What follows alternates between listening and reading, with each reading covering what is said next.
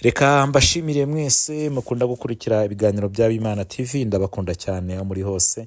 Hari ubwo hajyashira igihe kinini na tutagize n'umwanya wo kuba update, ariko reka mbagezeho update. Hamaze iminsi ngira ngo bigiye kuzura hafi iminsi igera muri 6 cyangwa se 5 yuzuye mu masaha imbere tumaze kugera ku munsi wa 6 havugwa ikintu bita amabonekerwa byabiri mu karere ka Musanze. Ubuyobozi bwa Kiliziya bwagize icyo butangaza aho Kiliziya yitandukanyije bo n'akarere bafatanyije, bavuze ko bitandukanyije n'amakuru yatangajwe ashimangira ko muri ako karere habereye amabonekerwa ya Bikiramariya. Inkuru y'amabonekerwa murabizi ko yatangiye ku tariki 17 Mutarama mwaka wa 2026, bivuga ko Bikiramariya yabonekeye abana babiri bo mu rwunge rw'amashuri rwa Rwinzovu, ndetse ishusho ye ikagaragara mu giti cy'amashanyarazi n'ipoto yari aho ngaho hafi. Iri shuri rero riherereye mu mudugudu wa Rwinzovu, akagari ka Murago mu murenge wa Gataraga. Iryo ni naryo rivugwaho ko abanyeshuri biga aho ngaho babonye amabonekerwa. Amakuru rero kora Imana TV twamenye nuko guhera ku tariki 16 aribwo aba bana babiri biga kuri icyo kigo bavuye ku ishuri batashe, bageze munsi yaryo cyangwa se munsi y'icyo giti babona ishusho ya Bikiramariya. Ngira ngo mwese mwarabyumvishije, babona ishusho ya Bikiramariya ateruye akana Yezu. Hanyuma kuri iyo poto kimara kuyibona no ku giti biri iruhande. Abo bana babiri rero babonekeye barimo n'umukobwa wari mu kigero cy'imyaka 8 n'umuhungu uri mu kigero cy'imyaka 9, biga mu mwaka wa 4 w'amashuri abanza. Nyuma yo kubona ibyo bita ko, niko itangazo rivuga ngo nyuma yo kubona ko ibyo bita ko ari amabonekerwa, inkuru yatangiye gusakazwa n'abanyeshuri nabo baza kureba, n'abarimu nabo nuko baza kureba, ngo kandi niko mu rusisiro mu baturage bakomeje kwirundanya muri ako kagoroba nk'uko mwabonye amashusho. Burya twabibonye mu gitondo ngo abantu baraye bavuza umudiho, abantu babyina, abantu bahamagarana, abi Musanze, abo muri Nyabihu, abi Rubavu, abaturutse Burera, abaturutse Gakenke, ahantu henshi hatandukanye. Abandi bagashyiraho video bibi inkuru ijoro ryose gushira ku tariki ya 17 nibwo ikivunge cyari kimaze kuba kinini. Ikintu ngo bita abamotari bakoreye amafaranga, ngo umuntu yaturukaga Musanze agahita atega moto yirukanse akajya gushengerera. Mwabonye indirimbo z'abantu babyina bashengerera bahimbaza Imana, bavuga ngo ahangaha turi kubona ibitangaza. Hari n'abantu b'abasilamu mu mashusho mwagiye mubona, abadivantiste, abantu batari abakatolike benshi bagiye bavuga ko ayo mashusho bari kuyabona, ndetse bigatuma bavuga ngo natwe turemeye ko noneho Bikiramariya yabonetse.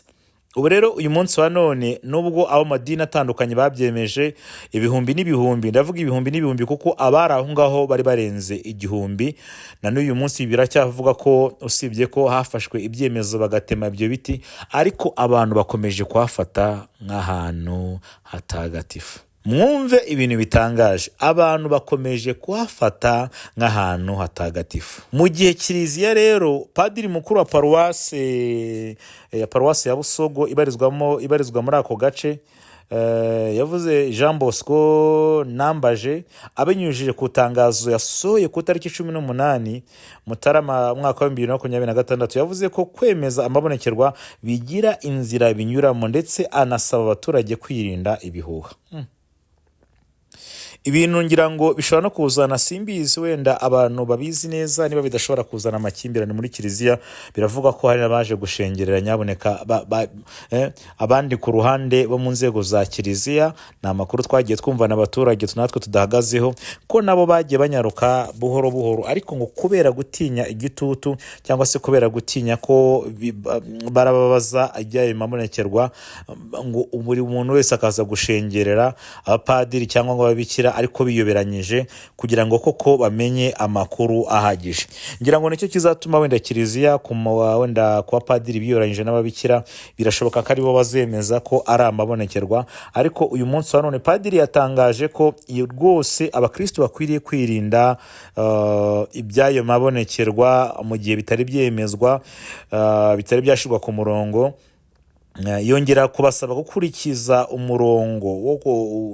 umurongo wa kiliziya ugenwa n'amabonekerwa, nabasaba no kugira ngo bagire ubusesenguzi kandi banabifatemo icyemezo gikomeye, kuko ngo impamvu babujije n'abantu kuza kuramya hari no mu mpamvu z'umutekano. Ngo hari ibintu kiliziya byinshi yashingiyeho mu kwirukana abo bantu mu gihe bakigenzura, kuko ikintu cya mbere cyo abantu bari barenze ubushobozi, nta musarano hari, nta mazi meza hari, ku buryo gutuma abaturage barenga 1000 bari ahantu hamwe bari gushengerera, bari kubyina, bari guhimbaza, bamwe bari kubona iyo shusho bakarushaho gufashwa cyangwa se bagakomera mu buryo bw'umwuka, byatumye kiliziya ibyibazaho kandi binasafatanya n'inzego z'umutekano, biba ngombwa ko abaturage bakurwa aho hantu. Hari ikibazo noneho uyu munsi wa none cyakibazwa: ese ahantu hashobora kwemerwa nk'ahantu hatagatifu? Biracyagoye cyane. Impamvu mvuga ko bikigoye nuko na diocese ya Ruhengeri nayo yakomeje kuvuga ko ibyiswe amabonekerwa mu karere ka Musanze ikibikurikirana, ndetse ngo ntago iremeranya n'abaturage bo madini atandukanye bavuze ko babonekewe amabonekerwa. Abana rero bakinaga umupira babonye igiti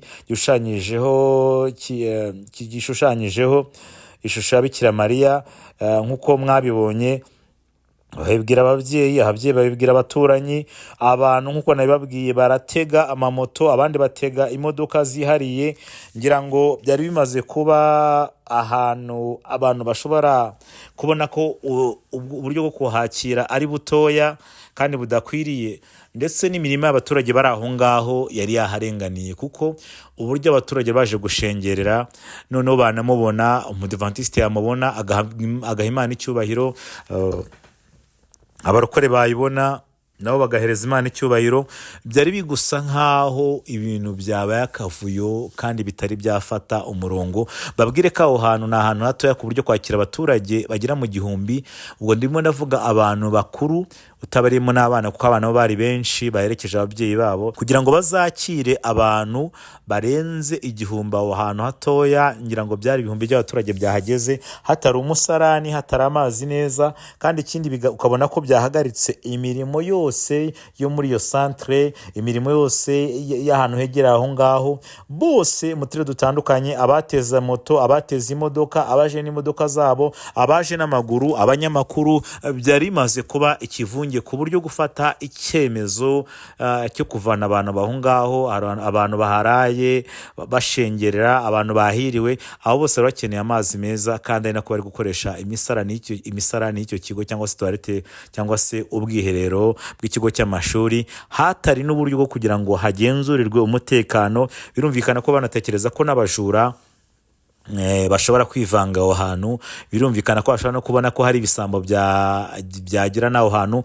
Biba rero ikintu navuga ngo ni ikivunge cy'abantu, ariko kidafite uburyo bwo gucunga cyangwa se gukontorora, kandi murabizi ko ahantu hari abaturage bakwiye gucungirwa umutekano.